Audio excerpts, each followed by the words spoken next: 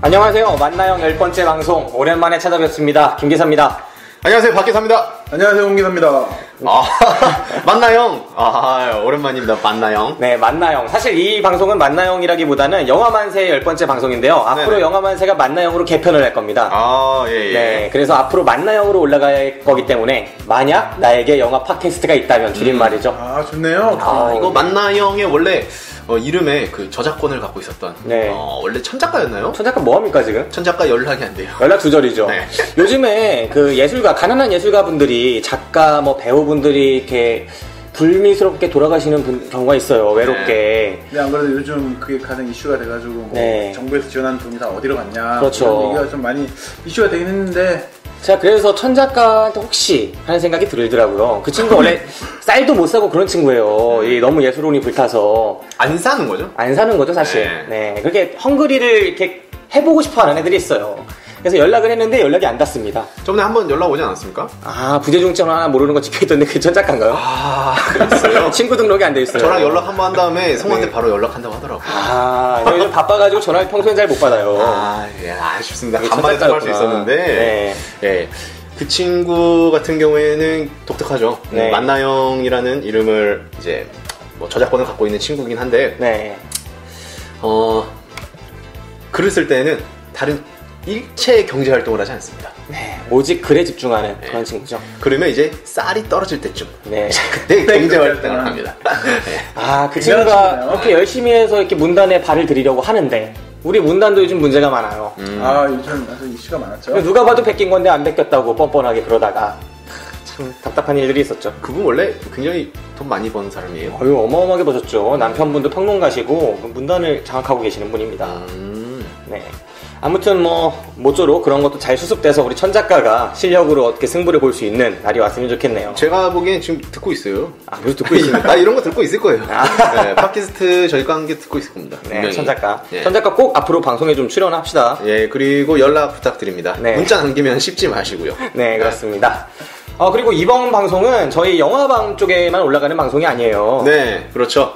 이번 방송은 이제 어떻게 보면 조인트 방송이죠. 네. 조인트 방송으로 해서요.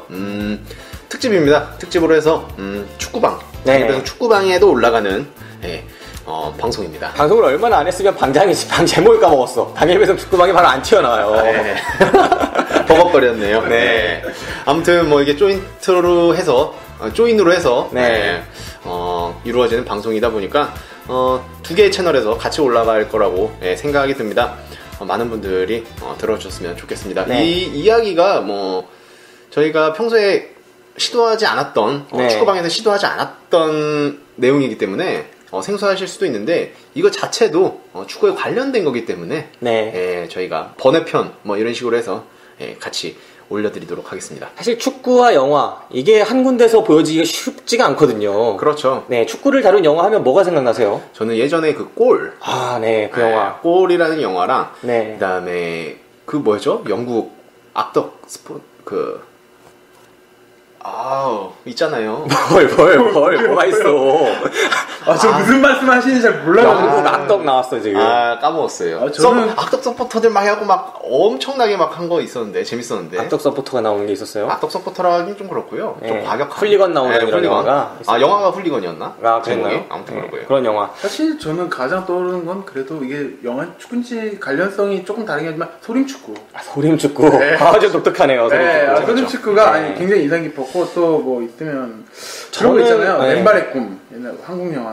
맨발의 꿈. 네. 그 영화도 있었고. 그 영화도 있었고, 교도소 월드컵 같은 영화도 있었고, 또 그 남편이 두 명인 영화 뭐죠? 손예진이 나와가지고.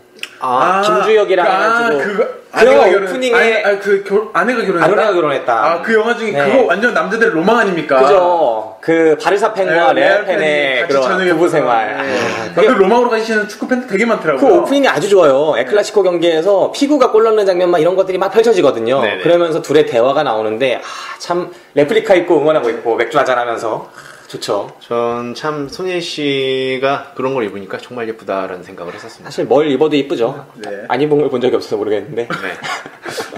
많이 변했어요. 네, 아무튼 그렇습니다. 네. 네, 그러면 이제 본격적인 영화 이야기 한번 들어가 볼까요?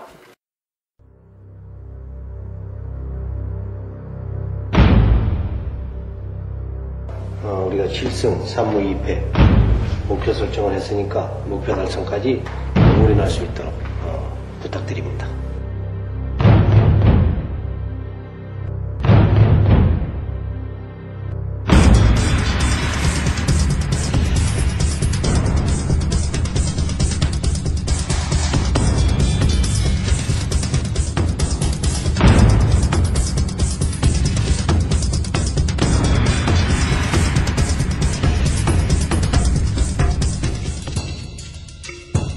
모든 사람들이 지금 거의 울산이 다 99% 챔피언을 먹었다. 좋다 이게. 그 이제 숫자적으로는 사실상 어려운 과정이라고 여겨지는 질 수 있는 그런 숫자에 지금 차이가 있다. 그러나 세상을 살아가는 데서 이 인간들이 하는 과정에서는 불가능이라는 것은 없는 거예요. 가능성을 가지고 항상 도전자 정신으로 접하다 보면은 그 남들이 얘기했던 불가능이 가능으로 바뀐 인천이 1년 동안 왜 여기까지 왔는가를 보여주고 끝낼 수 있도록 결코 포기하는 플레이, 포기하는 경기만은 하지 말자.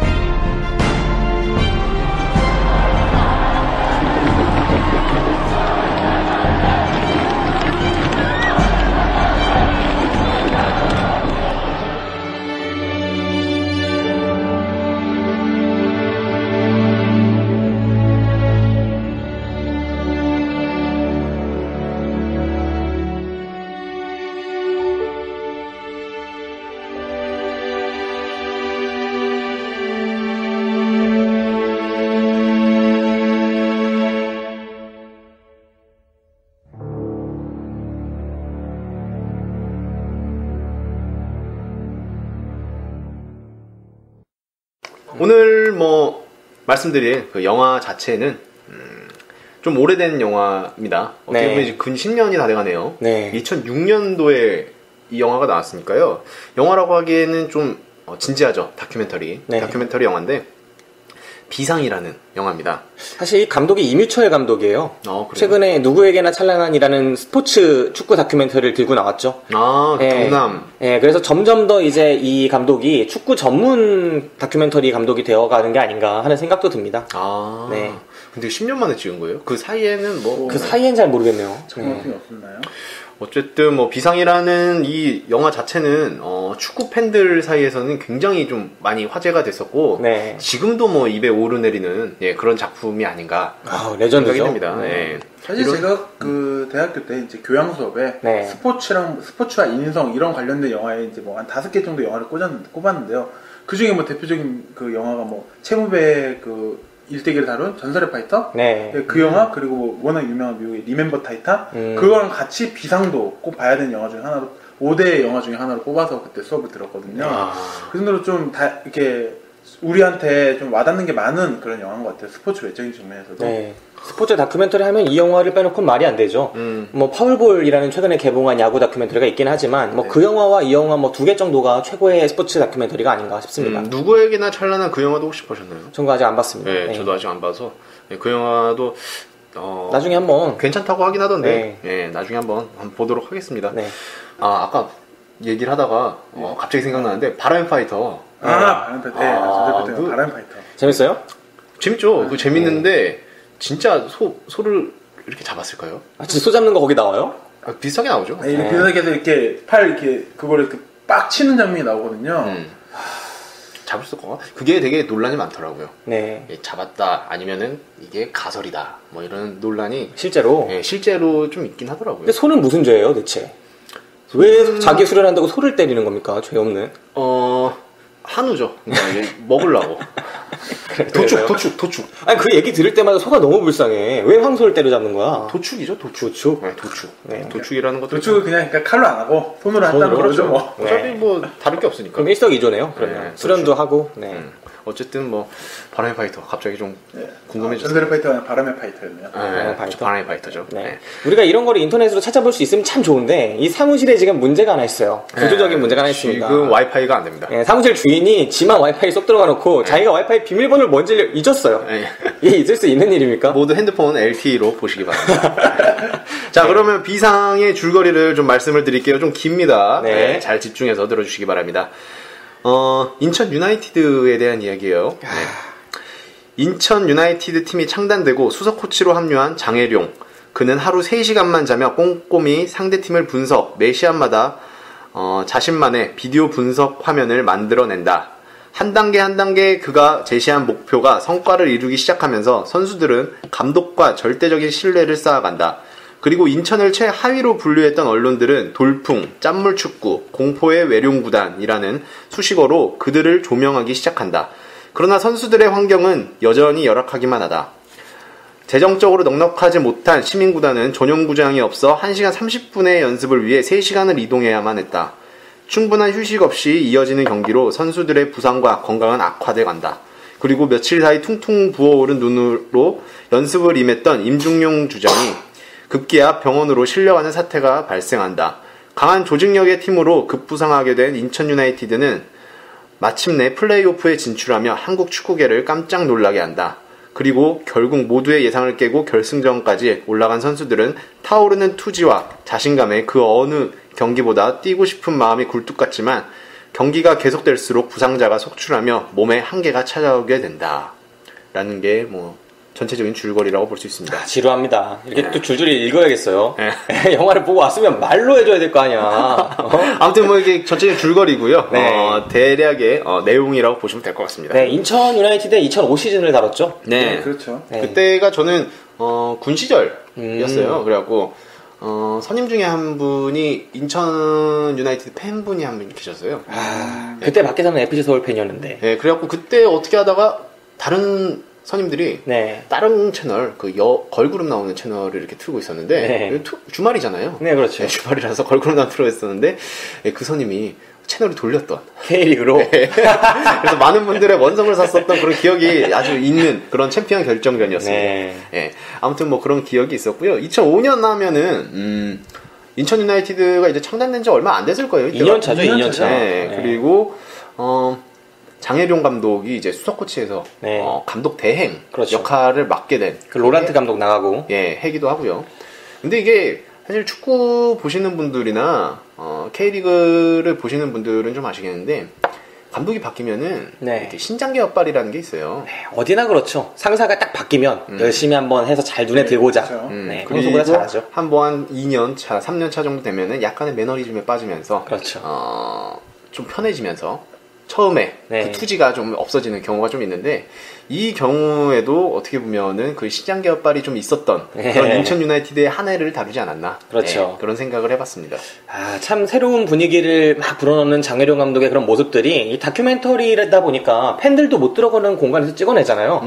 우리가 항상 궁금해하죠. 저 안에서는 무슨 일이 벌어질까. 전반이 끝나고 그 감독은 무슨 얘기를 할까. 이런 것들이 궁금한데 그걸 다 보여주더라고요. 요즘 사실 트렌드가 진짜 기업 자체에서도 이게 그 생생한 목소리를, 소비자의 생생한 목소리를 듣고 싶고 저희도 똑같이 그런 걸 듣고 싶어 하고, 그래서 FC 서울 같은 경우 골 디캠에서 이런 걸 서비스 내는데 그것도 어떻게 보면 한 번은 정지돼서 약간은 편집이 되고 덜어냈는데, 여기 같은 경우는 경기 중간에 장혜룡 감독님이 이 찍는 기간 내내 계속 몸에 마이크를 차고 있는 것 같더라고요. 그렇죠. 욕설도 그냥 여과 없이 나가고 중간에 야 축구하자 이런 것도 나오고, 이런 게 더 생생한 걸 저희에게 보여주는 모습이 아닌가라는 생각이 들었습니다. 좀 재밌게 봤던 것 같고요. 요즘에 진짜 이런 게 좀 유행이잖아요. 아까 골디캠도 말씀하셨는데, 그렇죠. 그 TBS 그 방송 보시면은 인사이드 풋볼 뭐 이래가지고 그 경기의 뒷이야기들, FC 서울의 뒷이야기들 이렇게 라커룸의 이야기 뭐 이런 거 좀 나오는 게 있는데, 아무튼 그런 팬들이 궁금한 점을 좀 어떻게 보면 해소시켰던 그런 제공을 해줬던 다큐멘터리가 이 비상이라는 다큐멘터리가 아니었나 생각을 합니다. 사실 궁금한 게 이 비상이라는 영화를 보면 우린 FC 서울 팬인데도 불구하고 상당히 재밌거든요. 재밌어요. 아, 그리고 K리그에 이런 일들이 있었구나. 정말 드라마틱하다. 2005 시즌 최고의 팀이기도 했으니까 인천 같은 경우에는. 사실 그냥 인천만을 보여주는 모습으로 포커스를 맞춰 찍었지만 네. 그 당시에 축구의 전반적인 히스토리도 같이 느낄 수 있었어요. 그렇죠. FC 서울도 나오고. 그리고 예를 들어 부산에서 그 부산이 이제 좀 그 대우가 무너지면서 네. 그때 그 모습들 그런 거 같이 엮어가서 그냥 인천만의 경기가 아니라 우리나라 대한민국 K리그의 역사 중에 한 부분을 같이 읊어가는 느낌이 들더라고요. 그렇죠. 부산 대우 로열즈에서 네. 이제 부산 아이파크로 그 강팀이 약팀으로 바뀌어가는 과정들이라거나 울산의 이천수, 최성국 그 선수들 참 최성국의 서역 시절을 요즘에 볼 수 있는 자료 화면이 별로 없는데 그렇죠. 네, 이것도 좀 독특한 부분이고. 아, 최성훈 요즘 뭐 하나요? 또 뭐 할까요? 다시 뭐 이렇게 나오고 선수는 못 하잖아요. 승부조작 해가지고. 근데 그거 그게... 법정으로 뭐 나왔다고 그때 한번 또 검색어에 한창 올랐었어요. 그게 뭐냐면요. 네. 맨 처음에 이제 동남아 쪽으로 진출하려고 그랬는데 선수로? 예. 피파에서 제재를 걸었어요. 네. 제재를 걸어갖고 그거 이제 무산되고 어디서 음식점을 한다고 하더라고요. 음식점을 하고 예, 그 간판도 한번 예. 커뮤니티 공유됐었죠. 그리고 저번 달인가 제가 네. 그걸 뭐 봤는데 남양주인가 거기서 네. 최성국의 축구 교실. 남양주 별내 FC 네. 거기서 이제 축구 교실 한다고 하더라고. 캐리커처가 있어서 이 포스터가 한창 이슈가 됐었죠. 네, 기사까지 됐었죠. 전 국가대표 해갖고. 그리고 사회인 야구의 투수 모습도 그래요? 나왔었고요. 네. 운동신경 자체가 좋네요. 네, 훌륭합니다. 네. 참 이거 어떻게 승부 조작을 해가지고 어깨를 떠나지 않고 그래도 유소년을 또 육성하겠다고 하는 모습이 참 독특하네요. 뭐 기량만큼은 대한민국에서 그 시대에는 네, 휩쓸었던 선수니까. 네. 네. 그때 제가 이제 기억한 기사에 6월 20일자 15일인가 그쯤에 그 최성국 선수 협박한 그 브로커의 뭐 그런 법정 결판 그 결과가 나와가지고 다시 최성국 선수 좀 이슈되긴 했었네요. 네. 그러면은 최성국 선수는 어차피 최성국 선수 어차피 이미 징계 죄는 거 같잖아요, 그죠? 브로커가 이제 뭐 징역을 받았다 이런 기사를 한번 같이 묶여서 한번 기사가 쓴 적이 있었네요. 네, 뭐 아무튼 궁금한 거는 이 영화 비상이 나온 이후에 왜 지금까지 이런 영화가 또 나오지 못했을까 하는 점이 좀 궁금하더라고요. 더 강한 팀들도 많잖아요. FC 서울, 뭐 울산, 뭐 전북, 정말 핫하고 수원. 이게 강한 팀들이 많은데 왜 이 인천만큼의 다큐멘터리 이렇게 찍어내는 데가 없을까? 스토리가 약한 거죠. 스토리가요? 예, 그러니까 약한 팀이 강해지는 거 그런 약간 보면 영웅 스토리잖아요. 네. 그 아파서 처음에 고난과 역경을 견뎌나서 결국 좋은 모습을 보여내는 그런 히스토리가 나가야 되는데 FC 서울, 수원 삼성, 전북 이런 선수는 이미 역경이라는 건 팀 자체가 성적이 안 좋은 역경이지 환경의 여건이 어렵진 않잖아요. 백그라운드가. 그래서 그게 좀 더 사람들한테 와닿지 않으니까 스토리가 되지 않을까. 근데 궁금한 거는 인천에 처음 다큐멘터리 감독이 갔을 때도 이 팀이 그렇게 잘 될 거라고 상상을 못 했을 거예요. 그러니까 맨 처음에는 네. 그런 것 같아요. 그냥 시민구단이니까 돈이 없는 시민구단이다 보니까 훈련이나 뭐 이런 재정 자체가 힘들다 보니까 이런 거를 좀 담아보자 막 그랬는데 했는데 마침 잘 나간 거야? 마침 뭐 임중용 선수 막 눈도 안 보인다고 그러고 막 그런 거죠. 그런 것 같아요.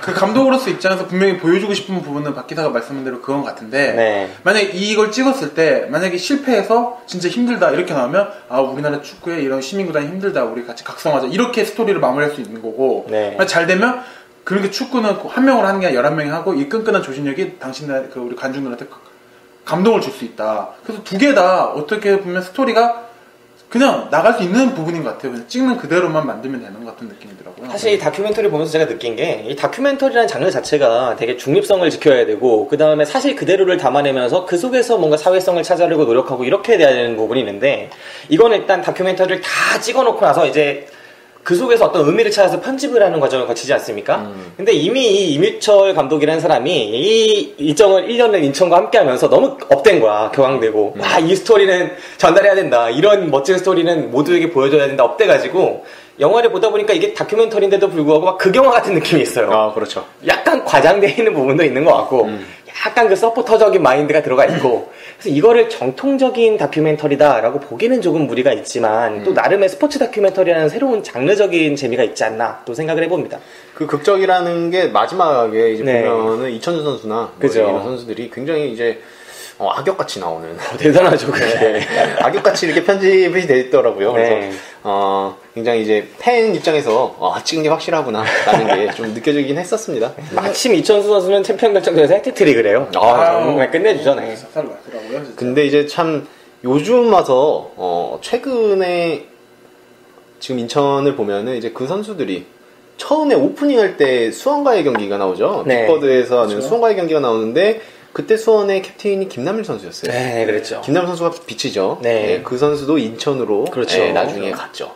그리고 챔피언 결정전에서 이제 악영 역할을 맡았던 네. 그 이천수 선수도 지금은 뭐 인천에서 네. 굉장히 열심히 거의 리더죠. 네. 생활을 하고 있습니다. 그런 걸 보니까 새삼 좀 색다르구나라는 네. 느낌이 좀 들었고요. 예전에 풋풋했던 네. 우리 FC 서울 출신의 선수들도 볼 수 있어서 네, 최우진, 김치우 이런 선수들이 네, 굉장히 좀 반가웠었습니다. 네. 그리고 그 당시에 FC 서울 선수들 비춰지는 모습도 곽태휘라거나 그렇죠. 그런 선수들 되게 풋풋했을 때 모습들이 나와요. 그 당시 이제 진짜 2005년대 풋풋했던 모습들이 네. 백지훈 선수, 김동진 선수, 김동진 선수 볼 수 있었고 나중에 울산에서 또 김정우 선수도 보여지고 이호 이런 선수들 보여지는데 참 안 좋게 헤어진 선수들이 참 많이 보이더라고요. 네, 가슴 아파할 선수들이. 근데 그때 보면은 참 울산 전력이 정말 셌었구나라는 걸 또 영화를 보면서 좀 느꼈어요. 네, 어마어마하더라고요. 네. 이천수 최성국이요. 네. 이천수 선수를 롤 모델로 삼았었는데 최성국 선수가 네. 항상 머리 스타일도 똑같이 하고 그렇죠. 왜 그렇게 말년에 그런 승부욕이나 이런 경기에 집중하는 모습 이런 거를 못 배웠을까? 좀 아쉽다는 생각도 좀 들었습니다. 제 생각엔 상무가 결정적이지 않았을까 싶습니다. 상무. 전성기에 처음엔 상무를 그렇죠. 가다 보니까 초반에는 열심히 하다가 상병쯤 되면은 누구나 매너리즘이 와요.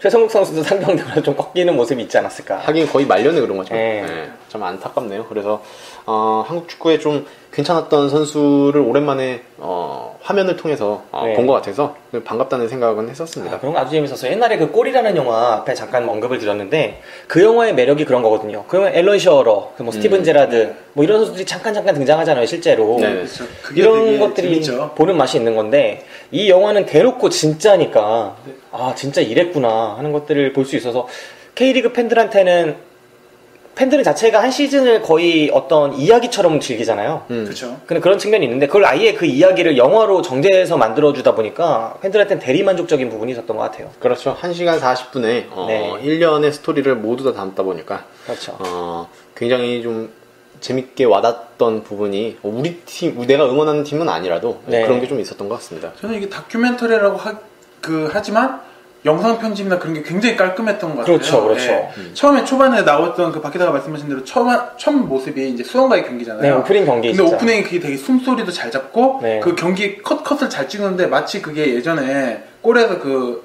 주인공이죠. 산티아고 뮤네즈. 네네. 그 선수가 이제 레알 마드리드 경기 뛰는 모습에서 그런 약간 비슷한 영상들이 잡혀요. 이렇게 약간 클로즈업해서 이렇게 뛰는 모습들. 네. 그런 모습들이 약간은 영상될 수 있게, 회상될 수 있게 되게 영상 편집을 깔끔하게 잘했더라고요. 그리고 중간에 이렇게 다큐멘터리 요소적으로 인터뷰나 네. 그런 실생활도 넣었는데 경기장을 담는 모습이 굉장히 사시감이 좋더라고요. 다이나믹하고. 그 부분이 되게 매력 있는 게 결국은 선수들이 열심히 뛴다는 걸 보여주기 위한 첫 경기잖아요. 최선을 다하고 열심히 뛰지만 늘 지는 팀이다라는 걸 보여주는 컨셉으로 오프닝이 할애가 되는데 네. 계속 이제 같이 점프 뛰고 부딪히고 네. 넘어지고 몸싸움하고 이런 장면들이 사실 경기장에 가서 보면은 어느 정도 투지를 느낄 수 있긴 하지만 중계로 보면 이렇게 못 느끼거든요. 그렇죠. 그 장면이 숨소리나 이런 게 가장 재미가 없어요. 그런 걸 중계로 보면 그냥 멀리서 부닥치는 느낌이고 숨소리가 안 들리니까. 근데 이 영화는 그걸 숨소리를 좀 더 크게 가미를 기술적으로 했고 그 다음에 조금 더 앵글 자체를 가까이서 찍잖아요. 클로즈업도 많이 하고 그러다 보니까 이게 진짜 축구의 선수들의 그런 노고를 막 느낄 수 있게 선수들의 몸싸움을 느낄 수 있게끔 전달되는 게 참 매력이 있었다고 느꼈습니다. 진짜 굉장히 사시감이 있더라고요. 네, 그렇죠. 중계로, 그러니까 화면으로 볼 수 없는, 여태까지 느끼지 못한 그런 새로운 경험을 좀 한 것 같아요. 네. 축구 팬이라면 참 진짜 재미있는 요소가 중간중간에 많이 들어가 있는 것 같아요. 역시 스포츠 영화 중에 론 서바이버라는 이제 최근에 전투 영화가 있었어요. 전쟁 영화가 있었는데 그 감독 전작이 스포츠 영화로 프라이데이 나잇 라이츠라는 풋볼 영화가 있어요. 미식축구 영화인데 그 영화가 참 그 선수들의 숨소리 하나하나를 경기장 안에서 잘 담아낸 스포츠 영화였거든요. 스포츠 영화인데 저 갑자기 궁금한데 왜 자꾸 미식축구가 많이 좀 영화 될까요? 할리우드잖아요. 할리우드라서 그래요. 저 되게 리멤버 타이탄이라는 영화도 스포츠 영화 중에 되게 유명한 그렇죠. 영화잖아요. 굉장히 재밌게 봤는데 그것도 미식축구고 미식축구 관련된 영화가 굉장히 많더라고요. 그 미국에서 야구 미식축구, 농구 많죠 다. 천사의 이런 거 있잖아요. 옛날에 막 갑자기 홈런을 쳤는데 천사가 와서 외야의 천사들, 외야의 천사들 공을 갖고 그 외야로 날아가죠. 그 영화가 나중에 대배우를 배출합니다. 조셉 고든 레빗이 거기에 나와요. 아역의 프란시아 선수. 주연이에요, 주연. 조셉 고든 레빗이. 그랬군요. 어렸을 때 아무 생각 없이 보던. 무시하면 안 됩니다. 그 재밌게 봤던 그 영화인데. 네. 아무튼 미국 영화다 보니까 보통 거의 다 저희가 접할 수 있는 게 미식구나 야구나 이런 게 좀 주됐던 것 같아요. 그리고 이 감독님이 임유철 감독 이번에도 그 경남을 다룬 걸 찍은 거잖아요. 그런 걸 보면은 아무래도 좀 시민구단, 그렇죠. 좀 스토리를 원하는 이런 감독의 취향이 아닌가라는 생각도 좀 들었습니다. 재밌을 것 같아요. 임유철 감독이 2005년에 그 성공했던 그때 그 경남 FC 모습을 그 인천 유나이티드 모습을 담은 거와 경남 FC는 지금 제가 그 영화를 보진 못했지만 거기는 이거랑 약간 다른 스토리일 것 같아요. 그래서 약간 비교되는 모습에서 지금 근 10년이 지났잖아요. 지금. 네, 그렇죠. 딱 10년이 2005년, 2015년. 그러면 좀 이렇게 비교되는 모습에서 우리 시민구단은 이렇게 좀 저희들한테나 K리그 팬들한테 뭔가 좀 이렇게 교훈을 줄 수 있는 부분이 아닌가라는 생각이 들어서 기대가 되긴 하네요. 근데 이게 경남이라는 프로팀을 다룬 게 아니라 유소년 팀일 거예요, 아마. 경남의 STX 이게 그 경남인가요? 예, 맞습니다. 네, 경남 쪽 유소년 선수들의 그런 이야기를 다룬 걸 겁니다. 누구에게나 찬란한 이거는 그런 역경이나 그런 걸 다룬 걸 거고 아마 폭넓게 K리그와 그 제반 문화 유소년 환경이라거나 이런 걸 다 다루는 우리나라 축구계 거의 이런 감독이 없으니까 독보적이라고 해도 될 것 같네요. 잘 만들었다고는 하더라고요. 네, 이렇게 자기 성향이 있는 감독들이 있는 게 참 좋은 것 같습니다. 네. 이런 부분에서 조금 같은 맥락인지는 모르겠지만 이제 이번에 안정환 선수가 이제 청춘 FC를 찍잖아요. 그것도 약간은 한 번은 무너졌던 선수들 있잖아요. 그 비상에서 영화 보다 보면은 우리는 이미 한 번씩 다 버려진 선수 이런 비슷한 맥락의 이런 뉘앙스가 풍기잖아요. 맞지? 우리는 한 번 실패해서 다시 올라왔는데 예를 들어 서동원 선수가 그 계약 관계도 엄청 생동감 있게 다뤘잖아요. 단장님과의 그 모습. 그래서 이런 것도 약간 청춘 FC도 이런 걸 다시 한번 회상시킬 수 있는 부분이 아닐까 생각이 듭니다. 다음 주에 이제 시작한다고 하는데 기대가 크네요. 그거요? 사실 영화 파울볼이라는 영화 있잖아요. 김성근 감독이 옛날에 고양 원더스 다룰 때 그것도 똑같은 이야기잖아요. 한번 그 프로 지명을 받지 못하고 밀려나고 실패했다고 여겨졌던 선수들이 재기하는 모습. 스포츠가 그런 모습을 주면은 사실 이 사회에 살아가는 실패한 사람들이 그걸 보고 용기를 얻고 이런 것들 측면을 좀 자극할 수 있기 때문에 인기를 끌 수 있는데 참 청춘 그쪽도 잘 됐으면 좋겠어요. 안정환 감독이 그 말도 했잖아요. K리그 감독 왔었는데 청춘 FC 때문에 나는 안 간다고 했다. 누굴까요? 어떤 팀일까요? 그러니까요. 저 그게 궁금하더라고요. 어느 팀이 안정환한테 제의를 했을까? 어떤 팀일까요? 좀 화제를 노리는 팀이 아니었나? 그러니까 부산이 지금 있으니까 부산은 아닐 거 아니에요. 부산은 아니겠죠. 그 안정환 친정팀이면 부산인데 부산이 아니면 수원도 아닌데 지금 상황이 대전 이런 데겠죠. 네, 그렇겠죠. 중간에 감독이 한번 바뀌었던 그런 팀이 아니었나? 그럴까요? 대전까지밖에 좀 궁금합니다. 저는 사실 울산도 약간 지금 문득 떠올라서 저는 아니에요. 윤정환 아직도 그 신임이 감독을 강한가? 그쵸. 울산은 그렇게 막 쉽게 자르는 그런 구단이 아니에요. 작년 같은 경우가 굉장히 좀 독특한 경우였다고 하더라고요. 그 서동원 선수도 이제 안종국 단장이랑 쇼부 칠 때 자기가 이곳저곳 이제 에이전트 그러잖아요. 많이 엮여있고, 서동원 선수도 무슨 많게는 10몇 배 차이 난다는 말도 안 되는, 대도 안 되는 소리 하잖아요, 솔직히. 우리 그때 다 기억하잖아. 서동원 선수가 그 정도는 아니었다는 거. 근데 그렇게 드립치는 것처럼, 저는 안정환 선수도 사실인가. 저 의문이 들긴 합니다.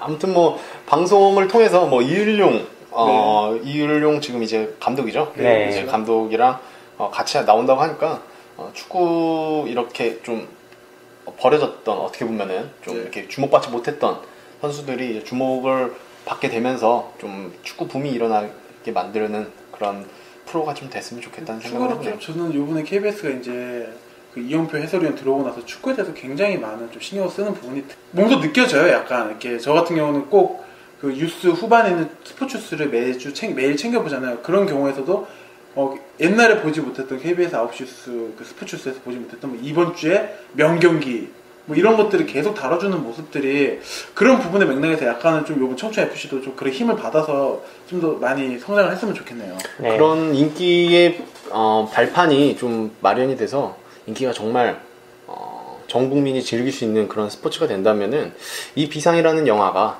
후대에 정말 명작이라는 그런 인식을 받고 계속해서 길이길이 남을 수 있는 작품이 될 수 있을 거라고 생각을 합니다. 네, 이 영화를 보다 보면 기억에 남는 장면들도 상당히 많아요.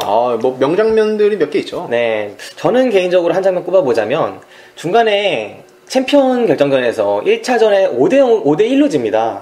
네. 1, 2차전 합계로 올라가는 건데 1차전에서 홈에서 무려 5대1로 울산한테 깨져요. 네. 원래 인천이 좀 기적적으로 올라간 팀이다 그런 얘기도 있었고 울산은 원래 전통의 명문이고 선수도 워낙 좋고 차이가 나고는 생각했었지만 그래도 1차전에 5대1은 축구에서 잘 안 나는 점수차잖아요. 그렇죠. 거의 발린 거죠. 전술적으로든 뭐 선수들 기량이든 홈에서.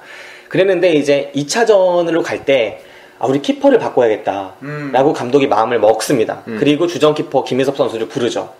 이제 넘겨야겠다. 근데 주전 키퍼는 노장이고 이 시즌이 마지막 시즌이고 또 자기가 한 시즌 내내 주전이었는데 마지막은 유종의 미를 거둘 수 있으면 좋겠다라고 부탁을 하죠. 그런 딜레마 상황이 있잖아요. 근데 감독의 입장에선 네가 또 서면은 이제 상대 뭐 이천수나 뭐 최성국 뭐 이런 애들이 얼마나 기가 살아갖고 들어오겠냐 이런 딜레마 상황을 잘 그려낸 것 같아요. 정말 키퍼 같은 경우에 특히 옛날 2002년 월드컵 때도 부각됐었지만 감독이 한 명의 선수밖에 못 나가고 그 선수가 쭉 서야 되는데 그런 거를 바꿔야 한다거나 아니면 유지해야 한다거나 그런 과정이 좀 민감하지 않을까. 그렇죠. 그때 코치 인터뷰가 정말 골키퍼 코치 인터뷰가 저는 기억에 남더라고요. 내가 선수라면 난 이섭이 편이다. 근데 감독님이 팀 전체를 보면 감독님이 옳은 선택을 하는 것 같다. 참 그 장면이 좀 기억에 남습니다. 또 명장면이 한 게 있죠. 네. 라돈이 새끼 나오는 네. 그 장면은 지금까지도 라돈치치 하면 투게더가 나오죠. 라돈치치 투게더. 이 새끼야. 그 뺑기를 쓰죠. 허리 아프다고. 그 골대 옮길 때. 아무튼 그 장면이 참 재미있었고 그 장면에서 정말 임중용 선수가 카메라가 있든 없든 빡친 장면. 그렇죠. 빡침을 절실히 느낄 수 있었습니다. 네. 전 그래가지고 나중에 임중용 선수 눈이 부은지도 몰랐어요. 원래 그 눈인 줄 알았어요. 근데 이게 그런 게 있더라고요. 그 전에 외국인 선수들이 있었는데 조화가 안 됐대요. 아, 그래요? 그쵸, 너무 조화가 안 되다 보니까 2004 시즌에 그 전에도 조화가 안 되다 보니까 최대한 이렇게 좀 한국 사람처럼 친화적인 우리 선수처럼 우리 사람처럼 막 다루려고 막 일부러 뭐 그런 것 같기도 하고 막 그런 인터뷰가 좀 있더라고요. 그래서 일부러 라돈치치한테 좀 그러지 않았나. 그리고 라돈치치가 되게 어렸잖아요 그때는. 그죠. 그러다 보니까 철도 안 들었고 말썽꾸러기였는데 근데 뭐 뒤에는 뭐 둘이 장난치고 뭐 친한 걸 막 다 볼 수 있었으니까 아무튼 뭐 그 장면이 제일 재밌었던 것 같아요. 네, 저도 그 장면이 기억에 남네요. 저는 그것보다 되게 인상 깊게 이제 귀로 느꼈던 것 중에 하나가 그 중간에 팀 닥터가 이제 인터뷰를 한번 하는데 그 팀 닥터도 아마 부산에 있다가 그때 그 감독이 얘기하는 게 구단은 자기 이미지를 위해서 제가 기억하는 이미지를 위해서 그 스포츠를 가지고 와서 스포츠를 이용한다. 그러나 구단이 어려울 때 가장 먼저 포기하는 것이 문화예술, 이익 창출이 되지 않는 문화예술을 가장 먼저 포기한다. 부산도 그런 예다. 나도 그거다. 근데 그게 너무 현실이 안타깝다. 근데 그게 마음을 그렇게 울리더라고요. 그 인터뷰 딱 하나가. 그거 보고 나서도 남는 게 솔직히 저는 그 부분이었거든요. 뭐 이해했다, 힘들었다 그것보다 그 부분이 되게 저는 인상 깊게 느껴졌어요. 그 장면이 그건가요? 그 사진 보면서.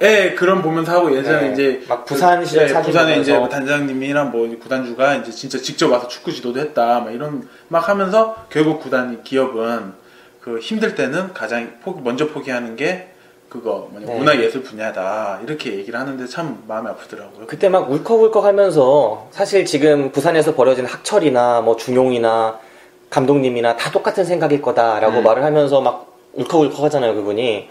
그때 진짜 좀 울컥하는 부분이 있더라고요. 저는 그 부분이 가장 인상 깊었습니다. 또 생각이 났던 게 저는 영화를 보면서 장혜룡 감독을 보면은 모자 밑에 항상 이렇게 글씨가 써져 있어요. 그죠. 항상 글씨가 써져 있는데 예전에 기억을 되돌려봐서 인터뷰한 걸 생각을 해보면 장혜룡 감독을 가장 인상 깊게 좀 느꼈던 게 저희가 올림픽 언제 했죠? 88 올림픽이요? 아니요. 그 홍명보 감독 런던 올림픽 2010년. 장혜룡 감독의 모자에 항상 써있던 게 2016 올림픽 2012년인가? 뭐 아무튼 12년 12년? 런던 올림픽 네. 런던 올림픽 감독 이게 항상 써 있었어요. 옛날에 인터뷰 보면은 그거를 꿈꾸면서 감독 생활을 했던 장혜룡 감독이 아직도 생각이 나는데 박살났네요. 이룰 수 없는 꿈이었죠. 어찌됐건 로비를 했어야지 그러면. 그게 가장 본인의 최고의 현재 목표다라고 예전에 인터뷰를 한 걸 봤었는데 그 인천 감독을 할 때요. 그 이후부터는 인천 감독에서 어떻게 물러나고 그 다음부터는 뭐 소식을 자주 들을 수 없어서 좀 안타깝다는 생각을 했었는데 뭐 중국도 갔다가요. 지금은 MBC 스포츠 플러스 해설위원으로 있습니다. 장혜룡 감독이요? 네. 지도자로서의 많은 걸 포기했네요 지금. 맞네요.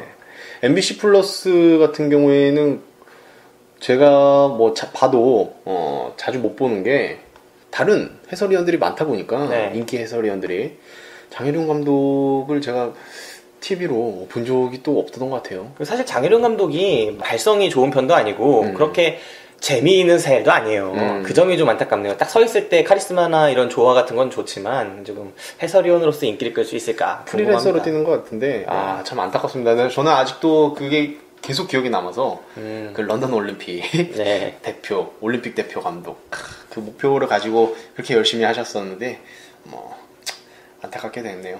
장혜룡 감독.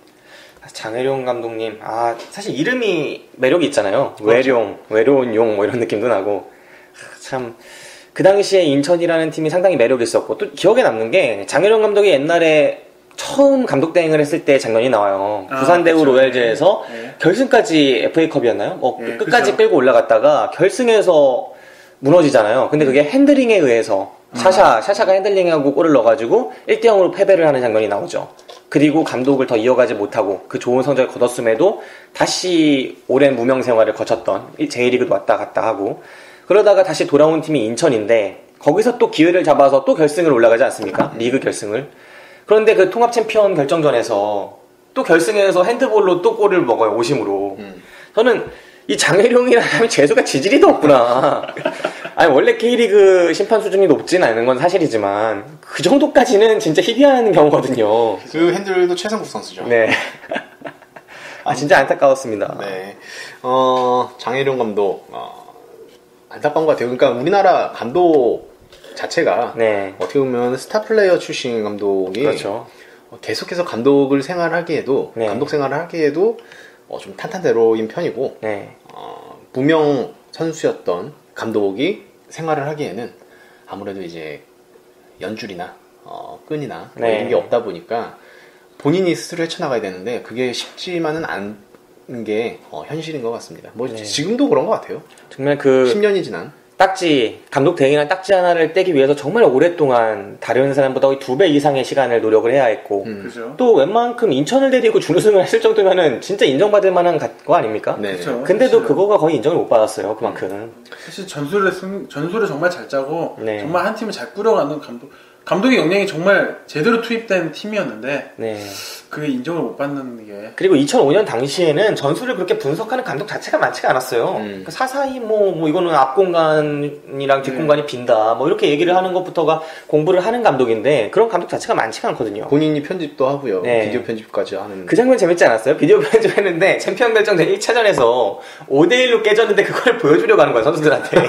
2차전 해야 되는데. 그러니까 임중용 선수가 보고 싶지 않다고 가서 그런 것도 재밌었어요. 참 장혜룡 감독 같은 감독이 다시 한번 좀 나왔으면 좋겠는데 아까도 말씀을 하셨잖아요. 그 안정환 그 지금 선수 겸 선수는 아니죠.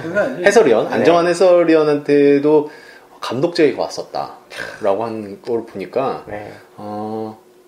정말 스타 플레이어를 그렇게 감독이 되는 과정도 굉장히 좀 쉽구나라는 거를 좀 요즘에도 비슷한 것 같다라는 걸 좀 느낄 수가 있네요. 어디나 그렇겠죠. 그리고 감독 자체가 스타 플레이어를 딱 임명하다 보면 팀 자체의 밸류도 좀 올라가는 느낌이 있으니까요. 아무래도 광고하기도 편하고. 선수들도 또 약간은 더 그런 게 있을 거예요. K리그만 봐도 수원의 서정원, FC 서울의 최용수, 뭐 황선홍 감독이 뭐 포항에 있고 이렇게 유명한 감독들이 있는 반면에 안 유명한 감독들이 있는 팀은 아무래도 잘 기억을 못하게 되잖아요.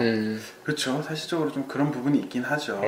그래갖고 이제 막 스타가 된 감독, 감독 자체로 스타가 되는 경우가 좀 드물다 보니까 좀 그런 게 있는 것 같습니다. 저희 같은 경우 축구 팬 같은 경우에는 이제 김학범 감독을 네. 굉장히 좀 높게 평가하는데 축구를 평소에 좀 안 보시는 분들이나 그런 분들은 김학범 감독 하면은 모르죠. 잘 모르죠. 네. 사실 그리고 최강희 감독도 잘 모르시는 분들이 그렇죠. 원래 많았죠. 국가대표 출신임에도 불구하고 네. 네. 그 전에는 이제 국가대표를 했을 때 그 당시만 기억하시는 분도 많고요. 네. 아무튼 뭐 그런 게 좀 안타까운 생각입니다.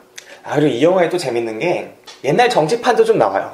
안상수 전시장이 나와가지고 막 연설하고 이런 것들을 되게 풋풋하게 이번에 그 강화 을 지역에서 재보궐선거 당선되셨는데 참 독특하신 분이죠. 이분의 그 쟁쟁하던 시절, 인천 시절을 시장이던 시절을 보니까 또 감회가 새록 났습니다. 근데 뭐 다른 행정적으로는 모르겠는데 네. 축구판에는 굉장히 좋은 영향을 그렇죠. 끼쳤던 분은 확실한 것 같아요. 그렇죠. 보통 같은 경우에는 또 이름값 있는 감독 데려다 앉히는 경우가 많은데 그 안상수 전임 시장이 그렇게 하는 스타일은 다른 쪽에선 그렇게 안 하지만 여기선 또 안종복 단장의 말을 믿고 딱 그 장혜룡을 믿어줬잖아요 그때. 이때 참 그런 거는 참 대단하구나라는 생각을 했던 게 또 이제 동유럽이랑 커넥션이 굉장히 잘 돼 있어요 그분이. 그러다 보니까 지금 뭐 어떻게 보면 슈퍼스타가 된 대한 선수도 있고요. 다 그쪽을 다 출신으로. 인천 출신이죠. 다 뭐 그때 데려온 선수들이니까. 그때 뭐 이렇게 했던 게 축구판에는 굉장히 도움이 될 것 같다는 생각을 합니다. 네, 참 풋풋하고 매력 있었습니다. 그리고 또 이 영화 보면서 소통도 참 중요하구나. 싫은 소리 할 때 어떻게 잘해야 되는지 선배가 초반에 그 골키퍼가 최우진 선수한테 막 얘기할 때 나는 그런 의도로 말한 거 아닌데 네가 그렇게 받아들이면 되냐. 참 이거에서도 참 선후배 간의 그런 게 중요하구나. 운동선수들이 좀 거칩니다. 좀 거치다 보니까 그렇게 소통에 좀 문제가 있을 수 있는데 이거를 딱 보면서 뭐 이렇게 나중 돼서 좀 느꼈던 거는 대한민국의 남자들이라면은 어렸을 때 축구 선수는 한 번씩 꿈꿔봤을 거예요. 축구 공을 차면서 축구 선수나 운동 선수는 한 번씩 꿈꿔봤을 텐데 저 역시도 그런 꿈을 꿨었고요. 운동도 했었고 제 친구도 지금 하고 있고요. 잘하고 있고요. 지금 어디 갔죠? 지금 전남에서 또 전남으로 갔으니까 그 김병지 빈자리를 차리려고. 그래서 김병지 선수가 이제 그 700경기 기념을 하기 위해서 대신 그때 나왔다고. 그렇죠. 전북과의 경기에 나왔고 굉장히 잘했다는 그런 기사를 봤습니다. 아무튼 뭐 근데 그때 운동하던 친구들 중에 그만큼 성공했던 친구가 없는 것 같아요. 다른 소식은 안 들리는 거 보니까.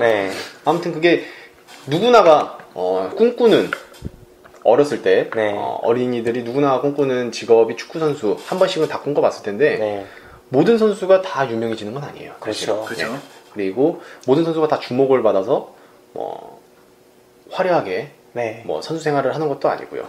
그리고 1%도 안 된다잖아요. 사실. 1%도 안 되죠, 사실. 그리고 축구 선수는 이제 연예인이나 뭐 이런 게 아니다 보니까 그만큼의 주목을 반짝 뜬다고 해서 그만큼의 주목을 받기도 힘들고요, 사실.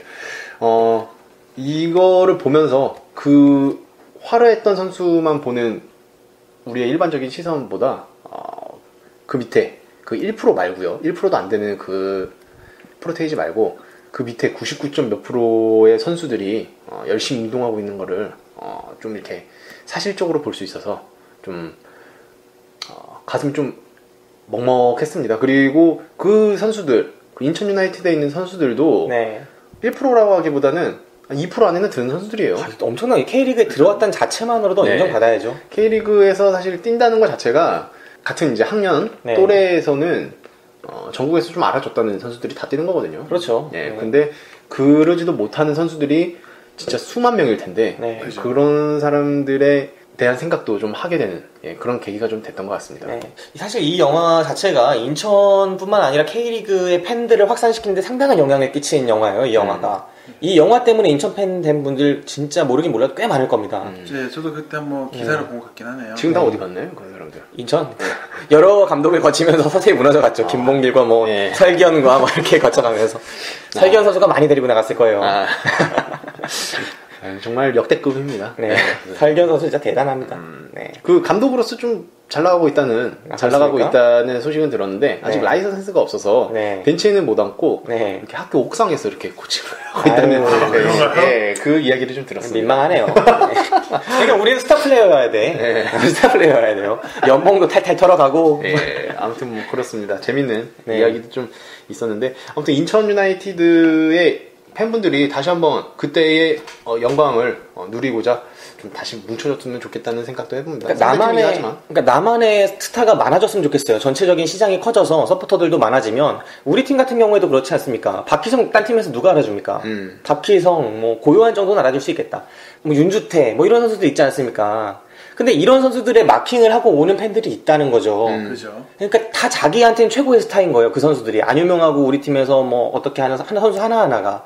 근데 전체적인 시장이 이렇게 커지다 보면은 결국은 이 인천의 뭐 임중용 선수뿐만 아니라 지금은 이제 감독이더라고 대건고도 인천 대건고 뭐 이런 식으로 한 선수 하나하나에 다 팬들이 생기지 않을까.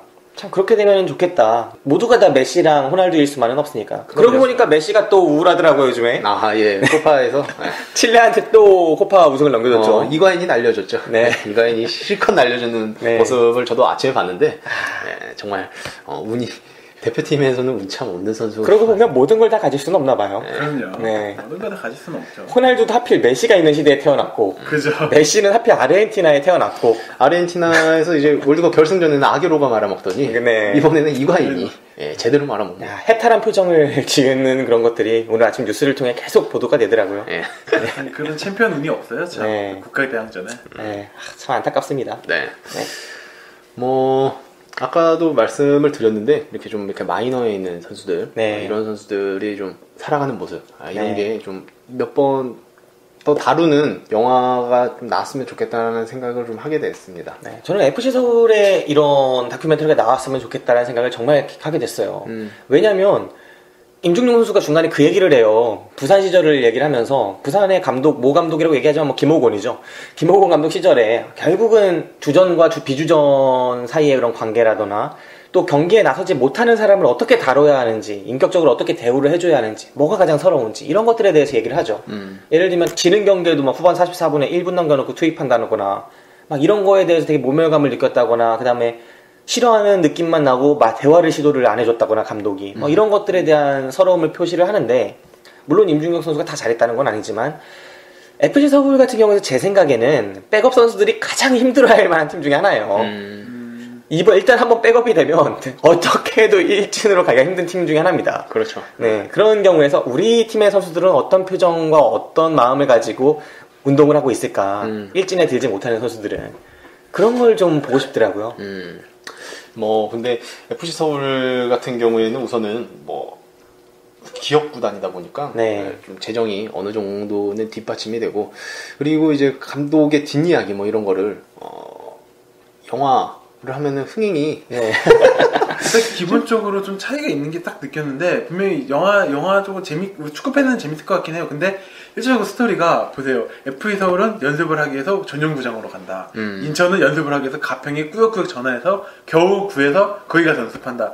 그리고 비행기 표가 없어서 터키에서 10시간을 체류한다. 스토리 자체가 너무 약해버리니까 백업 자체를 비교한다 그래도 너무 차이가 나는데. 근데 거기서 또 이야기거리를 찾는 게 감독의 역량이죠. 그리고 네. 이제 FC 서울에서 하는 게 이제 인사이드 풋볼 네. 그거 보시면은 뭐 뒷이야기 이런 게 나오는데 네. 그런 걸 보면은 좀 저희들의 궁금증이 조금이나마 좀 해소되는 것 같더라고요. 네. 그래서 그런 뒷이야기들이 좀 많이 컨텐츠들이 나와갖고 좀 스토리를 만들어주면 좋겠다라는 생각을 했었고 그거를 보면은 어떤 경기장 앞에서 어떤 여성 팬이 있었는데 그 취재진이 인터뷰를 하는데 갑자기 막 핸드폰을 보여주면서 핸드폰의 이 뒤에 커버 자체도 다 윤주태 선수고요. 네. 얼굴 자체를 본인이 제작해서 네. 막 다 스티커도 본인이 제작해서 윤주태 선수를 막 덕지덕지 붙여놨더라고요. 덕지덕지란 표현은 뭡니까? 아니. 그래갖고 왜 이렇게 윤주태 선수를 좋아하냐? 네. 어깨가 매력적이에요. 막 그러는 아무튼 그렇게 윤주태 선수가 확고한 주전은 아니잖아요. 네, 그렇죠. 아까도 말씀해 주셨듯이 한 명 한 명의 팬이 이렇게 네. 모인다는 게 굉장히 좀 큰 영향을 주는 것 같더라고요. 그런 약간의 작은 콘텐츠들 하나하나가. 네. 그래서 굉장히 그런 게 좀 더 많아졌으면 좋겠습니다. 밖에서는 K리그에서 딱 한 명의 선수 꼽는다면 누구 팬인가요? 아, 지금이요? 네. 지금 한 명의 선수를 뽑는다면 뭐 아직까지는 뭐 두리 형이죠. 네, 두리 형. 네. 홍 기사는? 저는 뭐 아시다시피 고등학교 2학년 때부터 두리 형이죠. 여기는 뭐 두리판이군요. 네. 여기 두리판입니다. 네, 두리 형님 은퇴하시기 전까지 여기는 두리 형님 지지하겠습니다. 예. 네, 이번에 올스타전 또 주장 맡으셔가지고. 네, 굉장히 거기서도 재밌는 입담으로 막 인터뷰가 아니죠. 그때는 뭐 드래프트. 네, 드래프트였죠. 네. 그때 화기애애한 분위기를 만들었다고 하더라고요. 네, 최강희 감독님한테 적극적으로. 생중계 때도 보면은 슈틸리케 감독님이 그 농담을 던지시는데 유일하게 웃는 그 자리에서 유일하게 웃는 사람이 차두리 선수였어요. 못 알아들으니까요. 네, 차두리 선수만 아까 웃고 네, 독일을 하니까. 네, 되게 재밌더라고요. 네. 그래서 나중에 근데 차두리 선수도 감독하기는 쉬울 거예요. 네. 아무래도 인지도가 있다 보니까 차두리 선수를 내세우면은 아무래도 뭐 어떤 선수들보다 훨씬 구단 쪽으로 마케팅이 되다 보니까. 근데 아버지가 조금 이제 아버지를 닮을까봐 걱정되는 부분도 있고 합니다. 근데 뭐 본인의 저번에 인터뷰로 보니까 지도자를 생각을 하는 것 같더라고요. 그런가요? 진짜 지도자로서는 아버지를 능가할 수 있을 것 같아요. 사실 축구라는 게 선수가 전부는 아니지 않습니까? 어떻게 보면 감독의 역량이 그 이상이라고도 볼 수 있는 건데 차두리 선수가 아버지한테 선수로서는 사실 될 게 아니었지만 그럼요. 감독으로서는 정반대의 상황이 벌어질 수도 있겠다. 왜냐하면요. 저도 그 생각을 했던 게 차범근 감독님 같은 경우에는 워낙 뛰어났어요. 워낙 뛰어났었고 아시아에서 거의 탑이었으니까요. 너무 뛰어나다 보니까 이제 서울대생들이 과외를 할 때 좀 못하는 사람들을 보면은 이해를 못하는 그런 경우가 있잖아요. 그렇죠. 그런 것처럼 감독님 시절 때 그런 게 있었을 거예요. 사실 일화도 몇 개 있었죠. 너 그거 왜 못해? 너 왜 그렇게 안 해? 뭐 이런 거. 지금 이렇게 차면 되잖아. 왜 이런 거? 이런 것 때문에 좀 갈등이 있었을 텐데 차두리 선수 같은 경우에는 그렇게 스포트라이트는 좀 받긴 했지만 너무 실력이 뛰어나거나 뭐 이런 선수가 아니었고 또 이제 성격적으로 또 성격도 좋고 우여곡절도 있었잖아요. 자기가 먼저 다 알죠. 그러니까 그리고 공격수와 수비수를 다 뛰어봤잖아요. 그러니까 그런 공격수의 마음과 수비수의 마음을 잘 해서 오히려 감독으로서는 더 역량이 아버지보다는 뛰어날 수 있다는 부분이 긍정적인 보이네요. 네, 좀 대성했으면 좋겠습니다. 네, 차두리 선수 항상 응원하겠습니다. 네. 자, 그럼 비상에 대한 이야기 어느 정도 나눠봤고요. 이 영화 이제 각자 총평 한번 해보고 이 영화의 별점 어떻게 줄지 한번 이야기하는 시간을 가져보도록 하겠습니다. 별점은 5개 만점으로 뭐 4.5, 3.5 이렇게 주시는 것도 가능하고요. 3개 반. 먼저 박 기사부터 갈까요? 뭐 총평을 하자면은 다시 한번 보고 싶은 축구 다큐멘터리라는 멘트를 좀 날리고 싶고요. 다시 한번 보고 싶다는 축구 다큐멘터리라는 뜻은 이런 스토리를 가진 팀이 다시 한번 좀 나왔으면 좋겠다. 결국 우승은 제가 응원하는 팀이 했으면 좋겠지만 준우승은 이런 스토리를 가진 팀이 나왔으면 좋겠다라는 생각으로 이런 코멘트를 좀 달고요. 별점 자체는 저는 전체적인 다큐멘터리의 뭐 질이나 연출이나 이런 거를 떠나서도 굉장히 신선한 그런 거였기 때문에 저는 4점 줍니다. 4점. 좀 궁금한 게 지금 K리그 팀들이 좀 많이 있는데 12팀인가요 총? 그렇게 있는데 어느 팀이 이런 드라마를 써낼기에 가장 적합하다고 생각하세요? 지금 구도상에서? 강원FC. 강원 지금 2부에 있는? 저는 대전이요. 대전이요? 2부에서 올라왔을 때 그 화기애애한 부분도 많이 담았다면 그 화기애애한 부분이 다시 또 여기 와서 프로가 다른 걸 느꼈다고 감독이 변화하면서 선수의 심경 변화까지 같이 끌고 가면은 저는 그 대전 FC 광주도 괜찮을 것 같아요. 저는 광주가 좀 가능성이 있다고 생각해요. 사실 지금은 좀 늦었다고 볼 수도 있지만 김호남 선수를 중심으로 해서 초반기에 뭉치는 모습이 상당했거든요. 대구가 그렇게 와해돼 버리는 모습. 하지만 광주가 올라오고 승격하자마자 초창기에는 꽤 끈덕진 모습을 보여줬다는 측면에서 광주도 매력이 있다. 저는 그 생각을 한번 해봤습니다. 그 다음에 홍 기사는 어떤가요? 저는 이 다큐를 약간 뭐 욕설이 있거나 이런 게 문제가 있긴 한데 그런 거 요즘 다 하니까 중고등학생들이 뭐 인성이나 그런 데 부분에서 한 번은 꼭 소개하고 싶은 영화. 그래서 별점은 저는 4.5.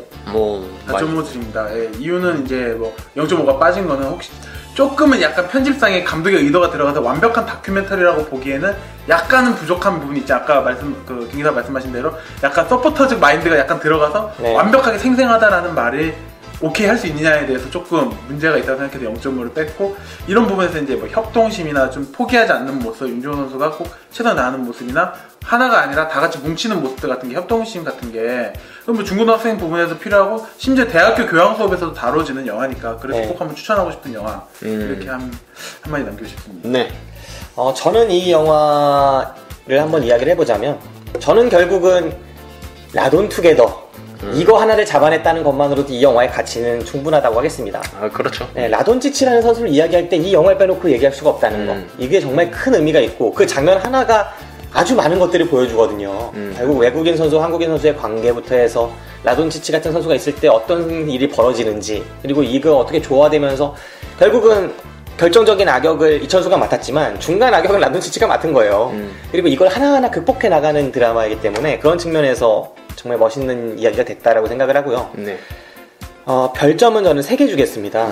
네, 이 영화가 조금 아쉬웠던 건 다큐멘터리가 가져야 할 최소한의 중립성. 그러니까 우리가 이 영화가 적어도 사실을 담고 있겠구나라고 믿기가 애매할 만큼 그 중립성을 잃어버리는 지점들이 있어요. 그래서 이거 감독이 좀 시나리오 좀 양념 좀 쳤겠는데? 라고 보여지는 부분들이 있습니다. 정말 장혜룡이 3시간을 잤을까? 정말 임중영의 눈이 안 보였을까? 이런 게 의심될 만큼 어느 순간 이후에는 조금은 애매하다.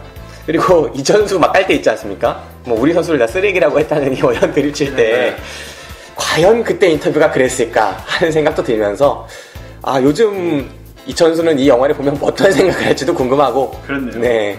어떤 생각 들겠어요? 그때 인천 선수들이 자기가 그렇게 씹어댔는데 자기가 지금 인천 먹여 살리고 있잖아요. 그렇죠. 네. 결국 인생 사는 새옹지마다 이런 말을 남기면서 오늘 영화 평가를 마치도록 하겠습니다. 인생 사는 새옹지마 좋네요. 네. 자, 그럼 이제 한국 축구계의 가장 큰 획을 그었던 영화라고 할 수 있는 비상에 대한 이야기는 여기에서 마치도록 하겠습니다. 네. 오늘 방송은 영화만세, 그리고 이제 만나영으로 바뀐 이 만나영, 만약 나에게 영화 팟캐스트가 있다면의 10회 방송이고요. 동시에 당일배송 축구방의 몇 회 방송입니까? 당일배송 축구방의 그 다음 방송이죠. 네, 몇 회까지 했는지 몰라요, 이 방장이. 네. 다음 방송입니다. 네, 아무튼 그 두 개의 합동 방송이고요. 양쪽으로 다 올라가게 되겠습니다. 네. 지금까지 들어주신 여러분들께 감사드리고요. 저는 김기사였습니다. 저는 박기사였습니다. 네, 홍기사였습니다. 네, 그럼 다음 주에 만나요.